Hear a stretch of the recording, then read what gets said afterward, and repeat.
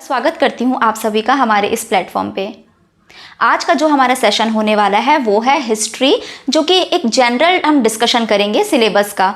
कोई भी competitive exam हो, जो कि चाहे आपका स्टेट पीएससी हो, ठीक है, स्टेट पीसीएस देने वाले हो आप, चाहे आपके जो सेंट्रल के एग्जाम होते हैं, सेंट्रल लेवल के एसएससी हो गया, रेलवे हो गया, जितने भी प्रकार के कॉम्पिटिटिव एग्जाम होते हैं, उसका एक स्टैंडर्ड जो सिलेबस है हिस्ट्री का, हम उसके बारे में आज डिस्कशन करेंगे। तो चलिए बिना देरी किए हम स्टार्ट करते हैं हमारा सेशन। सबसे पहले हमने इतिहास को, हिस्ट्री को डिवाइड कर लिया है 3 फॉर्म्स में, ठीक है, 3 तरीके से हमने डिवाइड कर लिया है। जो हमारा पढ़ने का तरीका रहता है, जो हमारा सीक्वेंस रहता है, वो इसी सीक्वेंस में होता है। हिस्ट्री एक उस रूप में भी है जो कभी लिखी नहीं गई, यानी कि उसका कोई रिटन रिकॉर्ड नहीं है, जिसे हम प्राग ऐतिहासिक काल कहते हैं, ठीक है, प्रोटो हिस्टोरिक पीरियड कहते हैं। उस पीरियड में हमारा रिटन रिकॉर्ड नहीं है, रिटन एविडेंस नहीं है हमारे पास, ठीक है। तो वो जो है वो कॉम्पिटिटिव एग्जाम में नहीं पूछता है, जनरली बिल्कुल ही नहीं पूछता है वो। अगर एक आध उसमें कुछ इंपॉर्टेंट होगा, वन लाइनर, तो वो मैं आपको बता दूंगी जब हम नॉर्मल क्लासेस स्टार्ट करेंगे अपनी, तो मैं उसमें बता दूंगी आपको। जिसमें आप कोई भी कॉम्पिटिटिव एग्जाम देख लीजिए, जो आपका स्टोन एज पीरियड है, ठीक है, जिसे हम पाषाण काल कहते थे, जिसमें आपका आ जाता था कि पूरा पाषाण काल या फिर मध्य पाषाण काल, नव पाषाण काल, ये सारे जो स्टोन एज के पीरियड के टाइम के थे, उसमें से क्वेश्चन नहीं पूछता है कॉम्पिटिटिव एग्जाम में, ये स्कूल लेवल का होता है, ठीक। उसके बावजूद अगर इसमें कुछ इंपॉर्टेंट होगा तो मैं वो कवर कर दूंगी। बेसिक जो हमारा फोकस जो है हमारा इतिहास में, हिस्ट्री में, वो 3 चीज़ों पे होना चाहिए कि पहला प्राचीन भारत, एंशियंट इंडिया, दूसरा है मध्यकालीन भारत यानी कि मेडिवल हिस्ट्री, और तीसरा हो जाएगा आपका आधुनिक यानी कि मॉडर्न हिस्ट्री। हिस्ट्री को हम इस 3 भागों में डिवाइड करके ही आगे बढ़ते हैं, ठीक है। अब आप जो भी एग्जाम की तैयारी कर रहे हैं, जो भी एग्जाम की आप तैयारी कर रहे हैं, उसमें आपको ये देखना है, प्रीवियस ईयर क्वेश्चंस में, पीवाईक्यू में आपको ये देखना रहता है कि किससे रिलेटेड क्वेश्चन ज़्यादा आते हैं, ठीक है।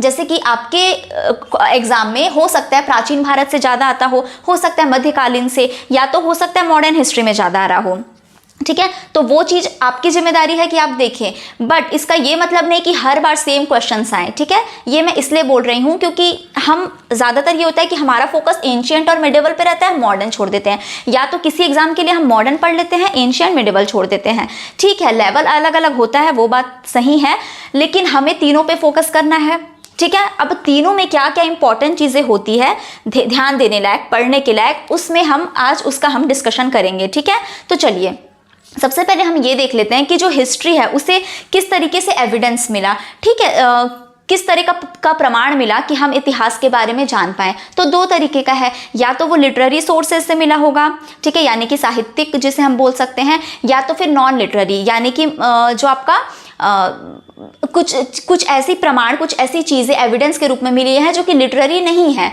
ठीक है। जैसे कि आपका आर्कियोलॉजिकल एविडेंस हो गया, जिसमें आपका क्या क्या कवर हो जाता है, उस जगह का जो भी चित्रकला हो, जो भी शिल्प कला होगा, जो अभिलेख हैं, स्मारक हैं, जो भी कॉइन्स वहाँ पे मिले हुए हैं, तो ये सारी चीज़ें किस में आ जाएंगी, आर्कियोलॉजिकल साइट्स में, आर्कियोलॉजिकल एविडेंस में। लिटरेरी सोर्स में क्या आ जाता है, जो भी आपका साहित्य, चाहे तो वो आपका देशी हो या विदेशी हो, ठीक है, क्योंकि क्या है कि उस जमाने में भी विदेशी लोग यहाँ आते थे, ठीक है, वो अपने कुछ बुक्स लिखते थे, तो कौन सा ट्रैवलर आया था, कौन सी उसने किताबें लिखी थी, उसमें क्या लिखा हुआ है, ये सारी चीज़ें इंपॉर्टेंट होती है। तो इन सब को मिला के ही क्या बना है, इतिहास बना है हमारा, ठीक है। अब कॉम्पिटिटिव एग्जाम के पर्पज से, जैसा कि मैंने आपको बताया कि एंशियंट इंडिया, मेडिवल इंडिया, ठीक है, मॉडर्न हिस्ट्री यानी कि आधुनिक हिस्ट्री, आधुनिक इतिहास, ठीक है। तो ये आपका सिलेबस में है। सबसे पहले हम शुरुआत करेंगे कौन से टॉपिक से, इंडस वैली सिविलाइजेशन यानी कि सिंधु घाटी सभ्यता, ठीक है, सिंधु घाटी सभ्यता। इसका टाइमलाइन पीरियड क्या था, सिंधु घाटी सभ्यता का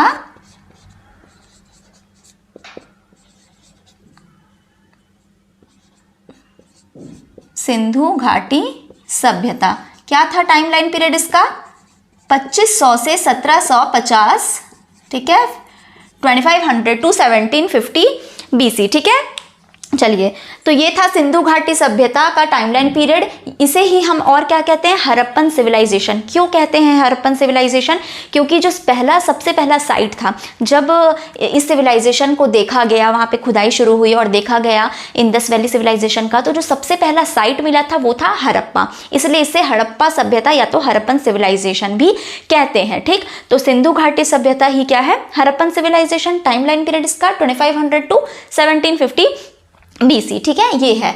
उसके बाद इसमें क्या रहेगा, अलग अलग जो साइट्स मिले हैं, जैसे कि इसमें क्या सिर्फ हड़प्पा मिला था? नहीं, हड़प्पा है, मोहनजोदाड़ो है, ठीक है, लोथल है, ऐसे करके बहुत सारे इसमें साइट्स मिले थे। ठीक, तो जो भी इंपॉर्टेंट साइट्स मिले थे वहाँ पे क्या क्या अलग अलग चीज़ें मिली, ठीक है, वहाँ पे क्या क्या चीज़ें मिली, कौन कौन से वहाँ का एक अलग कुछ यूनिक चीज़ वहाँ पे था जो मिलता हो, जैसे कि ये कहाँ से प्राप्त हुआ था, ठीक है, सिंधु घाटी सभ्यता में किस जगह पे ये प्राप्त हुआ था, किस जगह से हमें ये चीज़ मिली, ऐसा करके अलग अलग पूरा साइट है, जो भी इंपॉर्टेंट साइट है हम सब देखेंगे। ठीक है, तो ये और ये कैसा सिविलाइजेशन था, अर्बन सिविलाइजेशन, ठीक है, रूरल नहीं था, ठीक है, सभ्यता, ठीक है, अर्बन सिविलाइजेशन था। उसके बाद क्या आता है हमारा, वैदिक सिविलाइजेशन। जब सिंधु घाटी सभ्यता, ये जो टाइमलाइन पीरियड है ये खत्म होता है, उसके बाद कौन सा पीरियड आता है, वैदिक सिविलाइजेशन। ठीक है, यानी कि आर्यंस। वैदिक सिविलाइजेशन में क्या था, दो टॉपिक है, ऋग्वैदिक पीरियड और पोस्ट ऋग्वैदिक पीरियड। ठीक है, ऋग्वैदिक पीरियड और फिर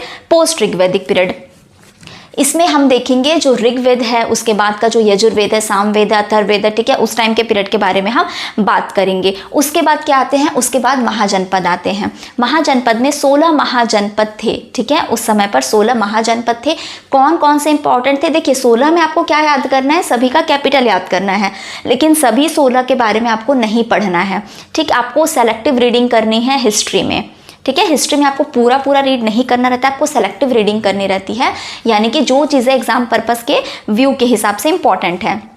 ठीक, तो महाजनपद में 16 महाजनपद आते हैं टोटल, जिसमें कौन सा कैपिटल किसका है ये आपको ध्यान देना है। उसके अलावा इसमें कौन सा बहुत एक इम्पॉर्टेंट था, तो मगध डायनेस्टी। ठीक है, मगध डायनेस्टी, मगध साम्राज्य बहुत इंपॉर्टेंट था। जनपदा के समय पर ही दो धर्मों का, दो इंपॉर्टेंट जो आपके धर्म है, महत्वपूर्ण धर्म है, जैनिज्म और बुद्धिज्म, उसका उदय होता है। तो वो आपको पढ़ना है कि इस किसने इस्टेब्लिश किया था ये धर्म, किसने शुरुआत की थी इस धर्म की, ठीक है, किसने स्थापना की थी बुद्धिज्म की, किसने स्थापना की थी जैनिज्म की, ये पढ़ना है। उसके बाद वो क्या क्या चीज़ों को फॉलो करते हैं, बहुत इंपॉर्टेंट टॉपिक है। ठीक है, जैनिज्म बुद्धिज्म ये दोनों बहुत इंपॉर्टेंट है। इंडस वैली वैदिक ये इंपॉर्टेंट है। उसी दौरान आपको फिर उसके बाद पढ़ना है कि मौर्य साम्राज्य, ठीक है, मौर्य डायनेस्टी, मौर्य साम्राज्य के बारे में पढ़ना है।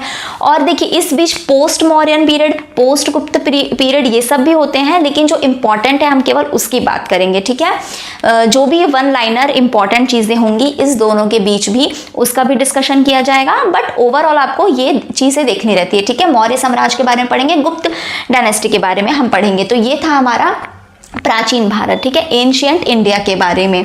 उसके बाद मध्यकालीन यानी कि मेडिवल हिस्ट्री, उसकी शुरुआत की जाएगी। ये कहाँ से स्टार्ट होता है, जब हमारे देश में, मतलब इंडिया की जब हम बात करते हैं तो उसमें अरब इन्वेशन जब हुआ, ठीक है, अरब का इन्वेशन हुआ, किस तरह से उसने हमला किया, जो भी इंपॉर्टेंट चीज़ें हुई उस दौरान। ठीक है, जो भी मुस्लिम, टर्की मुस्लिम थे, शासक थे, वो आए, किस तरह से यहाँ से लूटपाट उन्होंने की। ठीक है, कौन कौन सा इंपॉर्टेंट उस टाइम पे, उस पीरियड पे हुआ है जो चीज़ें, वो हम डिस्कशन करेंगे। उसके बाद आपका बहुत इंपॉर्टेंट टॉपिक आता है दिल्ली सल्तनत। ठीक है, दिल्ली सल्तनत जिसके अंदर बहुत सारे अलग अलग वंश हैं, जैसे कि स्लेव गुलाम वंश, खिलजी वंश, तुगलक वंश, सैयद और लोधी वंश। ठीक है, slave dynasty, Khilji dynasty, Tughlaq, Syed और लोधी डायनेस्टी। ठीक है, ये सारी चीज़ें आपको पढ़नी है कि किसका शासक कौन था। ठीक है, किसने शुरुआत की थी इस वंश की, किसने शुरुआत की थी, या कौन लास्ट राजा था, कौन लास्ट शासक था इस वंश का, ये सब देखना है। जो भी इंपॉर्टेंट चीज़ें इस दौरान हुई थी, ठीक है, जो भी बैटल्स होते हैं वो सब चीज़ें हमें इसमें पढ़ने रहती है। ठीक है, उसके बाद आता है आपका विजयनगर एम्पायर, बहुत इंपॉर्टेंट है ये भी, विजयनगर और बहमनी किंगडम भी इंपॉर्टेंट है। ठीक है, मेन आपको दिल्ली सल्तनत देखना है, इसमें मुगल देखना है। ठीक है, उसके अलावा विजयनगर है, बहमनी है। जो भी रिलीजियस मूवमेंट्स हुए थे इस समय पर, जो भी रिलीजियस, जैसे कि भक्ति मूवमेंट हुआ था, सूफी मूवमेंट हुआ था, ठीक है, तो भक्ति आंदोलन, सूफी मूवमेंट हुआ था, ये आपको देखना रहेगा। उसके बाद आपका मुगल पीरियड, मुगल पीरियड भी बहुत इंपॉर्टेंट टॉपिक है। मुगल पीरियड भी बहुत इंपॉर्टेंट टॉपिक है। उसके बाद हमें देखना रहता है मराठा एम्पायर, ठीक है, मराठा साम्राज्य देखना है जिसमें छत्रपति शिवाजी और भी जो पेशवा थे, जो इंपॉर्टेंट पेशवा थे, वो हमें इसमें देखना रहता है। ठीक, तो मैंने जैसा बताया सेलेक्टिव रीडिंग करनी है आपको हिस्ट्री में, ये सारी चीज़ों में जो भी इंपॉर्टेंट चीज़ें आएंगी आपको सिर्फ वो पढ़ना रहता है। ठीक, चलिए, तो मराठा एम्पायर ये हम जब खत्म करेंगे, उसके बाद यूरोपियन का जब आगमन होता है भारत में उसे पढ़ना रहता है, तो वो उसके बाद किस में आ जाएगा, आधुनिक इतिहास में। ठीक है, मॉडर्न हिस्ट्री में हमें क्या पढ़ना है, एडवेंट ऑफ यूरोपियंस का जब आगमन हुआ यहाँ पे उसके बारे में पढ़ना है। ठीक है, इंग्लिश आए, डच, फ्रेंच, पोर्टुगीज, ठीक है, ये आपको देखना है कि वो कब आए यहाँ पे और आने के बाद उन्होंने यहाँ पे क्या किया। ठीक है, कौन सी फैक्ट्री की शुरुआत की, क्या हुआ, ये देखना रहेगा आपको एडवेंट ऑफ यूरोपियंस में। उसके बाद क्या होगा, expansion of British rule, British rule का किस तरह से यहाँ पे एक्सपेंशन हुआ भारत में। ठीक है, इसमें जितने बैटल्स हुए वो तो रहेगा ही, उसके अलावा उन्होंने कैसे शोषण किया हमारे देश का, ठीक है, वो आपका इसमें कवर किया जाएगा एक्सपेंशन ऑफ ब्रिटिश रूल में। वो सारी चीज़ें, ठीक है, जो भी ब्रिटिश यहाँ पे आए, यहाँ पे जितने उन्होंने नए अपने तौर तरीके निकाले, वो सब इसमें आएगा। ठीक है, उसके बाद क्या हुआ, उसके बाद कौन सा विद्रोह हुआ, 1857 का रिवॉल्ट। ठीक है, 1857 का विद्रोह बहुत इंपॉर्टेंट है, यहां से क्वेश्चन आता ही है ना, तो ये एक बहुत इंपॉर्टेंट टॉपिक है। कहाँ से इसकी शुरुआत हुई थी, रिवॉल्ट शुरू कैसे हुआ, खत्म कैसे हुआ, ठीक है, उस बीच क्या क्या चीजें हुई, ये सब आएगा रिवॉल्ट ऑफ 1857 में। अभी मैं कुछ भी और डिस्क्लोज इसलिए नहीं कर रही हूँ क्योंकि ये सारी चीजें कवर की जाएंगी। ठीक है, अभी सिर्फ ओवरव्यू दिया जा रहा है आपको। उसके बाद इंडियन नेशनल कांग्रेस की शुरुआत कैसे हुई। ठीक है, जब इतना ज्यादा उनका बढ़ गया, ब्रिटिशर्स का जो शोषण है वो इतना ज्यादा बढ़ गया, तब इंडियन नेशनल कांग्रेस की शुरुआत कैसे हुई, कब हुई। ठीक है, उसमें गरम दल आएगा, नरम दल आएगा, आपका एक्सट्रीमिस्ट, मॉडरेट जिसे हम कहते हैं, वो सारी चीज़ें इंडियन नेशनल कांग्रेस में, किस तरह इंडियन नेशनल कांग्रेस का गठन हुआ, फिर वो बीच में टूट गई। ठीक है, डिफरेंसेस आ गए एक्सट्रीमिस्ट और मॉडरेट्स के बीच में, तो वो क्यों हुआ, वो कैसे खत्म हुआ। ठीक, ये सारी चीज़ें किस में आएंगी, इंडियन नेशनल कांग्रेस। उसके बाद गांधीयन एरा, ठीक है, गांधी जी का जो युग है उसके बारे में पढ़ेंगे हम, ये अलग से एक टॉपिक रहेगा। गांधी जी भारत कब आए, यहाँ आने के बाद उन्होंने कौन कौन से आंदोलन किए, किस में उनको सफलता मिली। ठीक है, हर एक आंदोलन गांधी जी का इंपॉर्टेंट है। ठीक है, तो गांधीयन एरा हम ये देखेंगे। उसके बाद से सोशियो रिलीजियस मूवमेंट्स, इस दौरान कौन कौन से मूवमेंट शुरुआत किए गए, जैसे कि रामकृष्ण मिशन हुआ। ठीक है, ऐसे इसी प्रकार से बहुत सारे प्रार्थना समाज, आर्य समाज, ये सब बहुत समाज का गठन हुआ। ठीक है, तो ये सारी चीज़ किस तरह से आई, किस तरह से हमारे देश में इनका प्रभाव था और अब भी है, ये सारी चीज़ें। उसके बाद कहाँ कैसे हमें इंडिपेंडेंस मिला, कैसे भारत को स्वतंत्रता मिली, यहाँ तक पूरा कवर किया जाएगा सिलेबस में। ठीक है, तो ये जो हमने अभी ओवरव्यू देखा, ये इतिहास का था कि किस तरीके से हमने उसे 3 पार्ट्स में बांटा है, तीनों पार्ट में क्या क्या होंगे, ये सारा ओवरव्यू हमने अभी देख लिया है। तो चलिए, उम्मीद है आपको ये समझ आया हो। ठीक है, हम मिलेंगे अपने अगले क्लास में, वहाँ से हम शुरुआत करेंगे इंडस वैली सिविलाइजेशन टॉपिक की। ठीक, तो तब तक के लिए थैंक यू, टेक केयर।